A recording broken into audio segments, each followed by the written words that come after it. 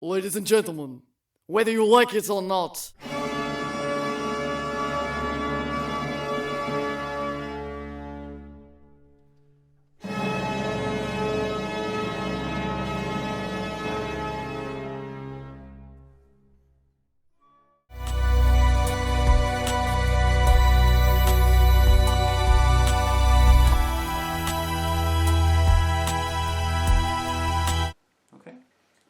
for this to actually, the way the first one should have ended is a slasher should have come up on her and then she should have prayed and then it would have been like a cleric in D&D.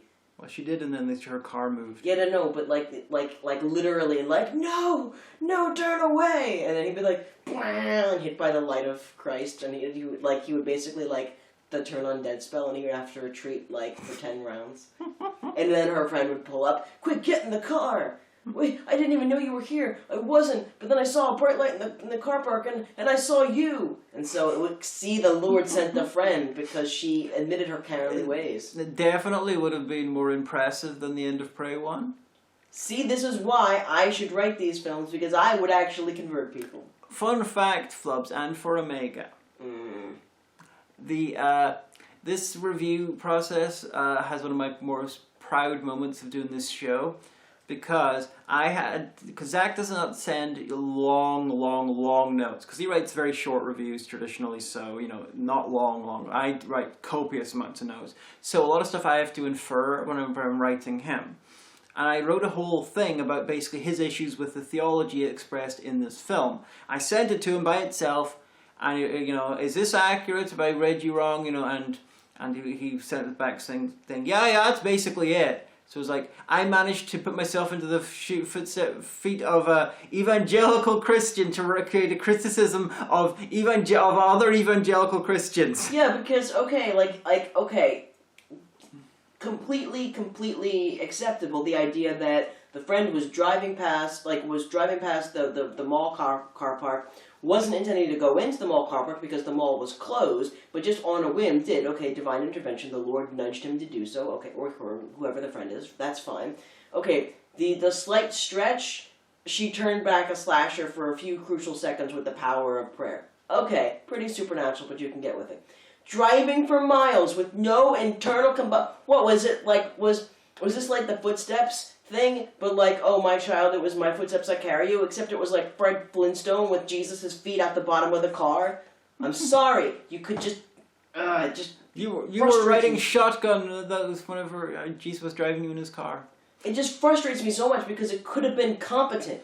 What really great thing is you got that miracle at the end of the first one, and then the second film is about the only person involved in the first film, the only woman involved in the first film who didn't become a celebrity based on the events of the first film was the one who had the miracle happen to them. The one who becomes like a famous author who writes about her story is the one who got locked in a rabbit hutch, kicks open a wall, and runs away. Well, I mean... How do you get 600 pages out of that? No, the girl who had the miracle happen deserved it because she was still prideful. So she doesn't get to be a star. You'd think, though, if anyone was going to get famous off their story in the first one, it should be her. The other one to get famous, this little reporter has her own TV show afterwards. For no reason whatsoever, it's just her. No, because she suffered, so she was rewarded with fame. But then the girl who would have wanted it, because of her cowardly ways, she didn't get it. But she did escape with her life.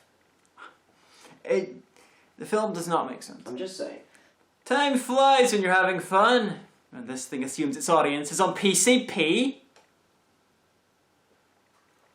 Is PCP even a thing anymore? We used to hear about it all the time in the 90s, and I haven't heard about it in the longest time. It's replaced with fentanyl. Probably.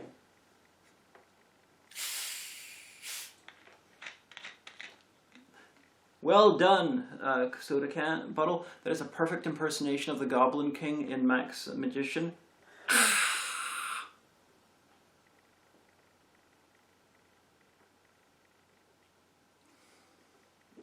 God, I hate using my mouth when I'm in this makeup.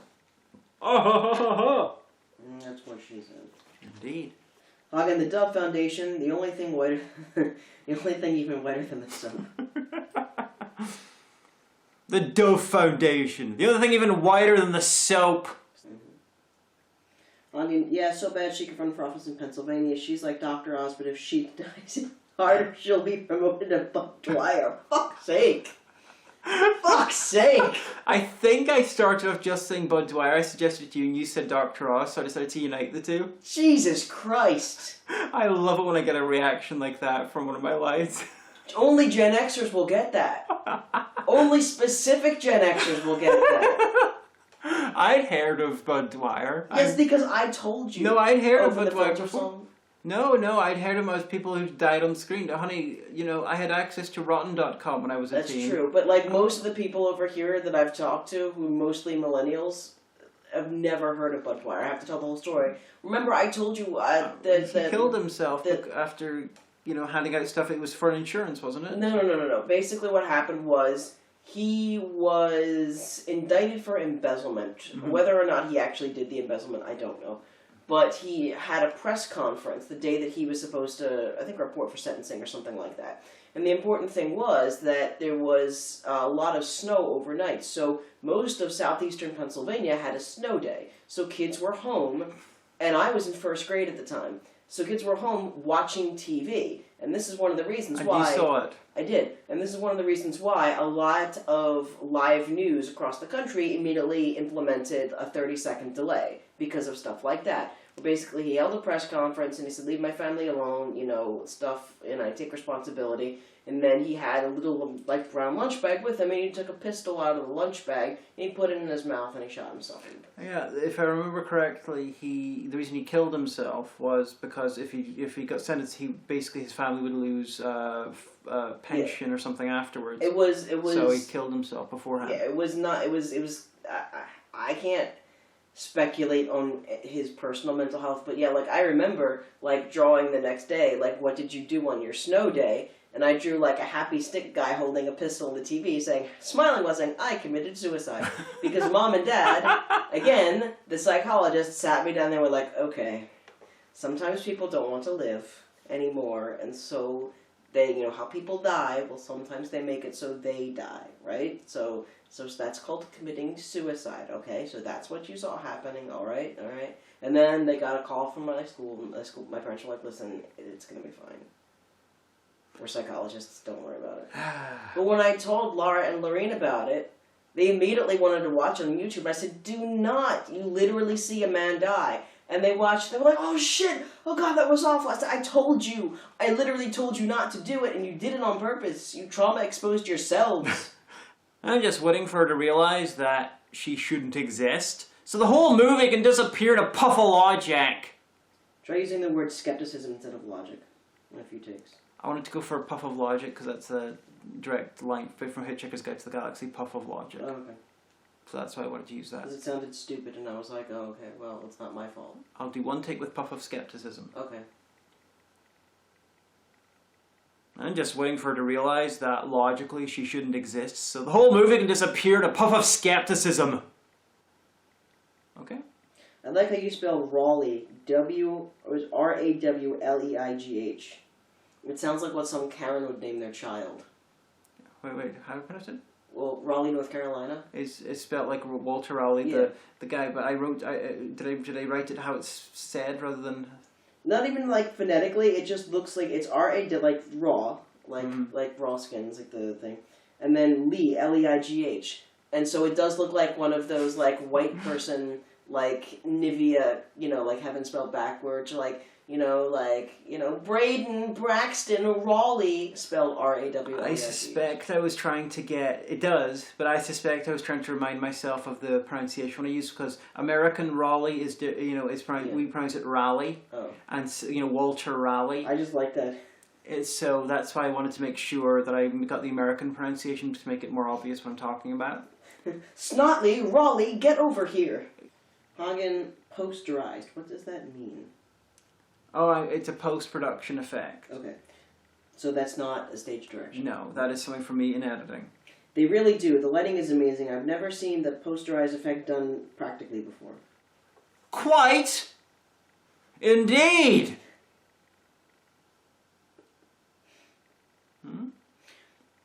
Remember when I was in uni the first time and I was part of that sketch comedy TV show? Mm-hmm. Well, we had Andy and John these. They were called the Posh Guys, and they were two upper class British people. And then one time they got in a fight. They were like, "Indeed, Quite! Indeed! Quite! And it went on for a while. It was pretty funny. How about Malacca? Okay. It's ironic because Greece is literally in the Bible. Yep. That's all sort of the joke. It's just, I've written so many character like introductions. Sometimes I get desperate. Oh, that was pretty funny. What if it's like a made up swear word, like patak? Nothing pisses me off more than people who use fictional swear words like they're real. Like, people who use, like, alright, just this one guy I'm thinking of, who use, like, all the Battlestar Galactica and... Frack and Frel and Smeg. Yeah, and what was the one, shit, I can't think of it now. Serenity? What would they say? They said They'd say Goram instead of Goram, that was it. And he said it, and I realized, like, this is the cringiest you've ever been, is what I thought to myself. Hilariously, there was a made-up swear word in a British sitcom in the 60s called Porridge. It was naff, and it became a real world. I've heard that before. I just assumed it was one of those British words. Yeah, but it started apparently in the sitcom. Yeah, I don't... Because the censors, they wouldn't let them swear, but it was set in a prison. Like, I know people who legitimately, on Twitter, like, swear in Andraste's name, and I'm like, that's cool if you're voicing a character in a BioWare game, but it's not cool on Twitter. It's just the cringiest thing that I can Unfortunately, with the internet, people can get in trouble for actually swearing, so people have to find creative uses for it. That's why. No, this is really cringe. This is not just saying unaliving on TikTok kind of thing. Or disconnecting from Minecraft. I've heard that as well. Who wrote this? Tommy Wiseau or Andrew Tate? Who wrote this? Tommy Wiseau or Andrew Tate? Okay. He was a good Christian beta cuck, brought low. Wow. A lot of fans of inspirational tales about chicken coops. Ooh, mistress, would that be chicken coops for the soul? Shut up, I'm awesome. It's better than my line. It is. I like that, that is good. I just thought of that just this second. Shall we do one more or Yeah, that'll be it? do one more. A lot of fans of inspirational tales about chicken coops. I get it! Chicken coops for the soul. Okay, that's better than my line. Yeah, it was. Okay. I remember when I first started working at Barnes & Noble, we literally had one for fucking everything. Like, chicken soup for the knitter's soul. And and then they were gone, thank Christ. Literally. Okay. And actually, CCTV, like, you do see CCTV in color. Like, I've seen a lot of news clips where they're like, here's the person being interrogated, and it's police interrogation, but it is in color, so... Bah. Well, I mean, it's not my fault. Bah. Well, I'm just saying. Plus, it's clearly a regular camera with a little thing superimposed on it. That's true.